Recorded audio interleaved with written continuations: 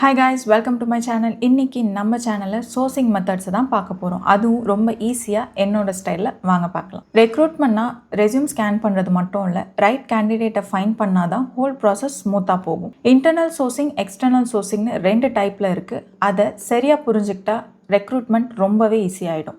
First internal ஹையரிங்கை பத்தி பார்க்கலாம். Internal ஹையரிங்னா கம்பெனியில் ஆல்ரெடி இருக்கிற எம்ப்ளாய்க்கு நியூ ஆப்பர்ச்சுனிட்டி கொடுக்கறது. அது ட்ரான்ஸ்ஃபராக இருக்கலாம், ப்ரமோஷனாக இருக்கலாம், இல்லை ரோல் சேஞ்சாகவும் இருக்கலாம். சிம்பிளாக சொல்லணும்னா talent is already inside the building. Because internal கேண்டிடேட்க்கு ட்ரைனிங் ரொம்ப கம்மி, கல்ச்சர் ஆல்ரெடி ஃபெமிலியராக இருக்கும், மோஸ்ட் இம்பார்ட்டன்ட்லி ரிலையபிளாக இருப்பாங்க. ஸோ ரிப்ளேஸ்மெண்ட் குயிக்காக ஆகுன்ற டென்ஷன் இருக்காது. இப்போது types of internal hiring. Promotion, best பர்ஃபார்மருக்கு நெக்ஸ்ட் லெவலில் ரோல் கொடுக்கறது.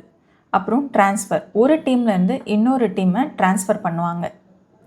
கம்பெனி போர்ட்டலில் ஜாப் போஸ்ட் பண்ண உடனே எம்ப்ளாய் அப்ளை பண்ணுவாங்க அவங்க இன்ட்ரெஸ்டடாக இருந்தால். அப்புறம் ரோல் சேஞ்ச், அப்புறம் டிபார்ட்மெண்ட் ஸ்விட்ச்.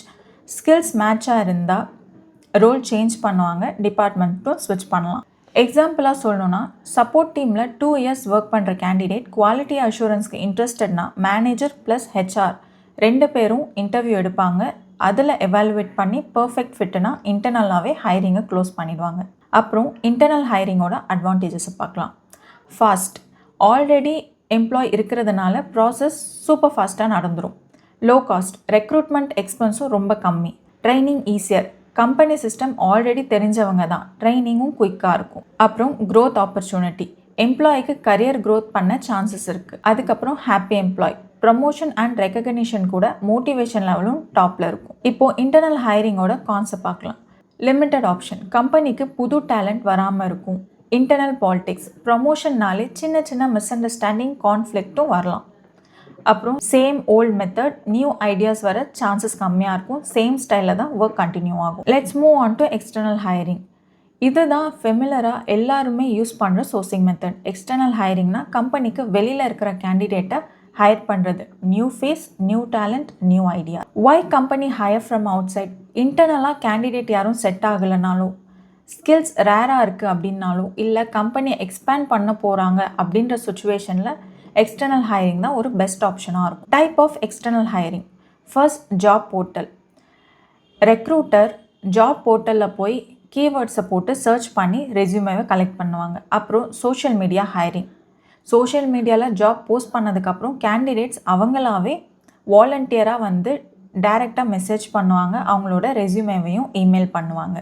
எம்ப்ளாய் ரெஃபரல், எம்ப்ளாயிஸ் யாராவது ரெஃபர் பண்ணுற கேண்டிடேட்ஸும் எக்ஸ்டர்னல் கேண்டிடேட்ஸ் தான். அப்புறம் கேம்பஸ் ஹையரிங், காலேஜை விசிட் பண்ணி பல்காக ஹையர் பண்ணுறது தான் campus hiring. Walk-in drives, spot interviews for mass hiring. அப்புறம் கன்சல்டன்சிஸ், ரெக்ரூட்டர்ஸ் கன்சல்டன்சிஸ் கிட்ட அவங்களோட ரெக்குவயர்மெண்ட் என்னன்றது சொல்லிடுவாங்க. அதுக்கேற்ற மாதிரி அவங்க ப்ரொஃபைலை ஃபில்டர் பண்ணி அனுப்புவாங்க. இதை ஒரு எக்ஸாம்பிளோட பார்க்கலாம். ஒரு கம்பெனிக்கு Python plus machine learning developer தான் வேணும் அப்படின்னா இன்டர்னலாக கண்டிப்பாக இருக்கிற சான்சஸ் கம்மி.